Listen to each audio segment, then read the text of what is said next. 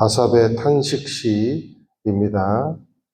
예루살렘이 이제 바벨론에 의해서 이제 완전히 초토화된 상황 가운데 부르는 시인데 1절에서 4절까지 내용으로 보면 바벨론 아마 3차 침공까지 겪은 그런 참담한 상황 가운데서 부르짖는 기도가 아닌가 추측을 해볼 수가 있겠습니다. 읽으신 내용을 보니까 참 새벽에 있기가 참 힘든데요. 먼저 1절에 보니까 주의 성전을 더럽히고, 그러니까 주의 성전이 더럽혀졌다는 거죠.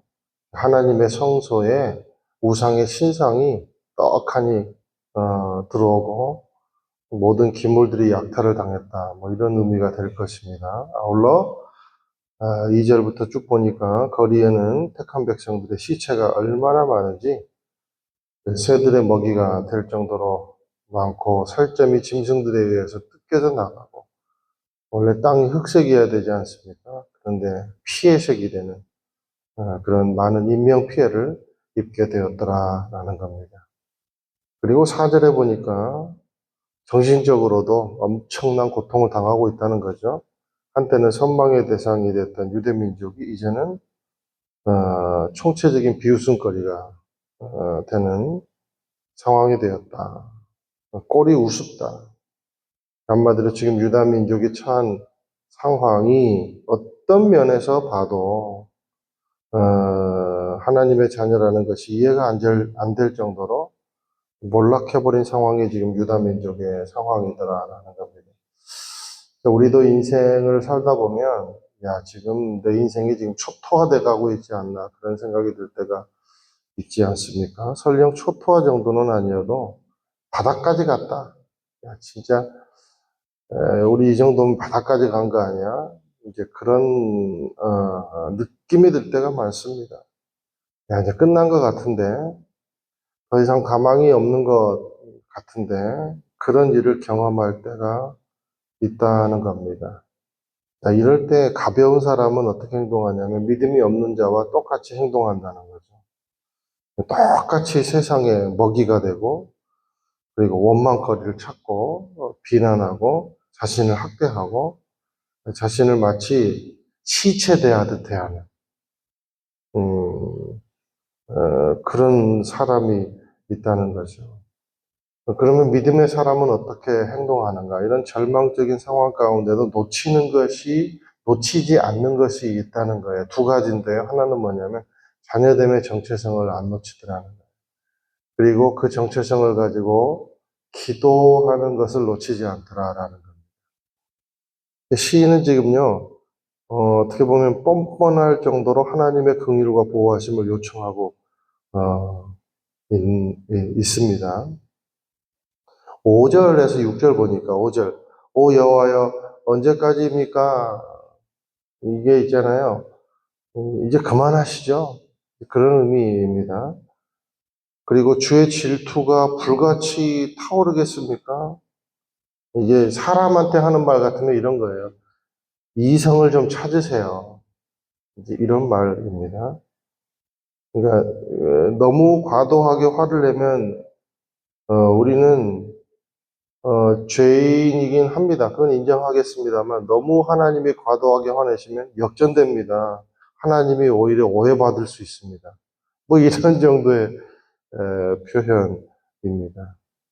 그리고 6절에 보니까 주의 이름을 부르지 않은 왕국들에게 주의 진노를 쏟아 부으소서. 이 말은 뭐냐면 우리는 곧 죽어도 주의 자녀입니다. 이 말입니다. 아무리 죄가 많아도 우리는 저들하고는 다릅니다. 우리는요, 자빠져도 하나님 앞으로 자빠지는 존재들입니다. 그런 의미예요. 그러면서 8절 이하에 보면 더 뻔뻔하게 기도합니다. 우리 죄악을 묻지 마세요. 8절에 우리 죄악을 기억해 묻지 마소서. 우리를 가엾게 여기셔서 우리를 지켜주소서. 또 9절에 보니까 우리 영광을 주의 이름의 영광을 위해 우리를 도와주소서. 주의 이름을 위해 우리를 건지시고 우리를 깨끗하게 하소서. 그러고 있습니다. 그러니까 무슨 말입니까? 우리에게 죄를 따지기보다 우리는 하나님의 자녀들이니까 아니, 지금 죄 따지면 살아남을 사람이 어디 있겠습니까? 지금은 긍휼이 먼저입니다. 그런 의미입니다. 그러면서 우리를 용서하시고 구원하시는 그 일은요, 우리를 위해서가 아니라 하나님의 영광을 위해서 필요한 조치가 아니겠습니까? 그런 의미입니다. 알 수 있는 것은 뭡니까? 인생의 고난이 왔을 때 설령 그것이 우리의 죄로 인해 왔든 아니면 의인의 이유 없는 고통이든 체면이 우리를 살리는 것이 아니라 기도가 우리를 살리고 자녀됨이 우리를 살린다는 겁니다. 여러분 인생에 나락에 있다고 생각되면요. 절대 체면 차리지 마세요. 자녀됨이 우리를 살리고요. 기도하는 사람이 오히려 더 고급지게 보이고 고귀하게 보인다는 사실을 기억하게 되시길 축원드립니다. 체면 차리는 사람이 고귀하게 보이는 게 아니에요. 붙잡고 나아가 기도하는 사람이 고귀하게 보이는 거예요. 이것을 기억하게 되시길 축원드립니다. 내가 죄가 많아서 이런 자세도 미련한 자세고 이 정도면 하나님은 없다고 보는 게 맞아. 그런 자세는 무지하고 어리석은 자세다라는 겁니다. 하나님의 자녀는요, 완전해서 자녀가 아니에요.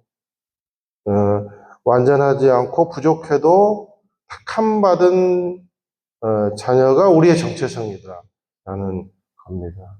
자, 이런 정체성을 붙잡으면 우리는 절박한 상황 가운데서도 기도할 수 있다는 거예요.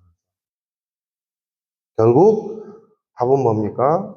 아버지밖에 없더라 라는 겁니다. 부끄러움이 먼저가 아닙니다. 절박함이 먼저입니다. 절박함. 그래서 시인은요, 끝까지 뭘 붙잡고 있는가? 13절 함께 같이 한번 읽으실게요. 시작.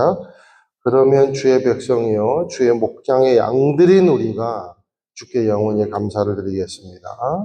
대대로 주를 찬양하겠습니다. 두 가지를 오늘 기억하게 되시길 축원드립니다. 첫 번째, 어떤 상황에서도 우리는 하나님의 자녀라는 정체성을 잃지 않기를 축원드립니다. 두 번째, 고난 중에는 낙심이 아니라 기도를 선택해야 한다라는 사실을 기억하게 되시기를 축원드립니다. 결국 자녀됨의 정체성을 가지고 기도를 선택하며 나아가는 삶이 인생의 고난을 대처하는 믿음의 사람의 자세더라라는 사실을 기억하게 되시기를 축원드립니다.